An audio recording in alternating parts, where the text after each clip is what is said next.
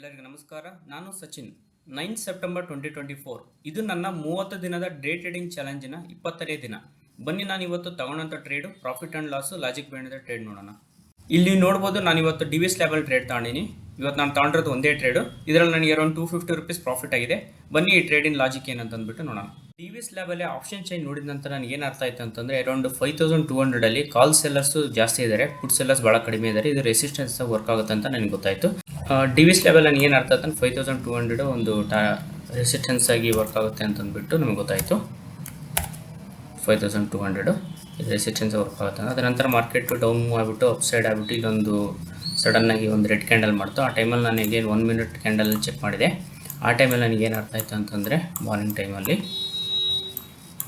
ಇವತ್ತು ಇಲ್ಲೊಂದು hammer candle ಮಾಡಿತ್ತು. ಸೊ ಹ್ಯಾಮರ್ ಕ್ಯಾಂಡಲ್ ಹೈ ನಾನು ಸ್ಟಾಪ್ ಲಾಸ್ ಅಂತ ಇಟ್ಕೊಂಡ್ಬಿಟ್ಟು ಹ್ಯಾಮರ್ ಕ್ಯಾಂಡಲ್ ಹೈ ಮೇಲ್ಗಡೆ ಒಂದು ಸ್ವಲ್ಪ ಪಾಯಿಂಟ್ ಬಿಟ್ಟು ನಾನು ತಗೊಂಡಿದ್ದೆ. ಸುಮಾರು ಅರೌಂಡ್ ಇಯರ್ ನಂದು ಸ್ಟಾಪ್ ಲಾಸ್ ಆಗಿತ್ತು. ನನ್ನ ಎಂಟ್ರಿ ಲೆವೆಲಿಗೆ ನಾನು ಇಲ್ಲೊಂದು ಆರ್ಡರ್ ಪ್ಲೇಸ್ ಮಾಡಿದ್ದೆ. ಆಲ್ರೆಡಿ ಮಾರ್ಕೆಟ್ ಕೆಳಗಡೆ ಹೋಗಿದ್ದರಿಂದ ಇಲ್ಲೊಂದು ನಾನು ಆರ್ಡರ್ ಪ್ಲೇಸ್ ಮಾಡಿದ್ದೆ. ಆ ಆರ್ಡರ್ ಈ ಕ್ಯಾಂಡಲಲ್ಲಿ ನನಗೆ ಎಕ್ಸಿಕ್ಯೂಟ್ ಆಗಿದೆ. ಈ ಕ್ಯಾಂಡಲಲ್ಲಿ ಈ ಅಪ್ ಮೂವ್ ಆದಾಗ ಇಲ್ಲಿ ಎಕ್ಸಿಕ್ಯೂಟ್ ಆದಮೇಲೆ ಇಲ್ಲಿಂದ ನಾನು 30 ಪಾಯಿಂಟ್ಸ್ ಅಂತಂದರೆ ಸುಮಾರು ಅರೌಂಡ್ 52 ಅರೌಂಡ್ ನಂದು ಇಲ್ಲೇನೋ ನಂದು ಟಾರ್ಗೆಟ್ ಆಗಿತ್ತು.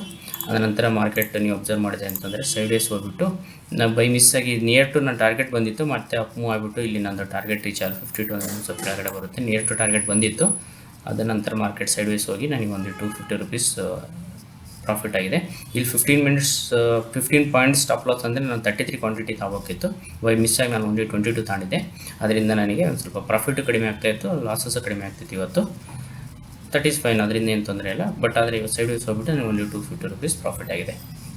ಹೋಪ್ ಈ ಲಾಜಿಕಲ್ಲ ನಿಮ್ಗೆ ಅರ್ಥ ಆಗ್ತಿದೆ ಅನ್ಕೊತೀನಿ. ಈ ವಿಡಿಯೋ ಇಷ್ಟ ಆಗಿದ್ದರೆ ಲೈಕ್ ಮಾಡಿ ಮತ್ತು ನಿಮ್ಮ ಫ್ರೆಂಡ್ ಜೊತೆ ಶೇರ್ ಮಾಡಿ. ಧನ್ಯವಾದಗಳು.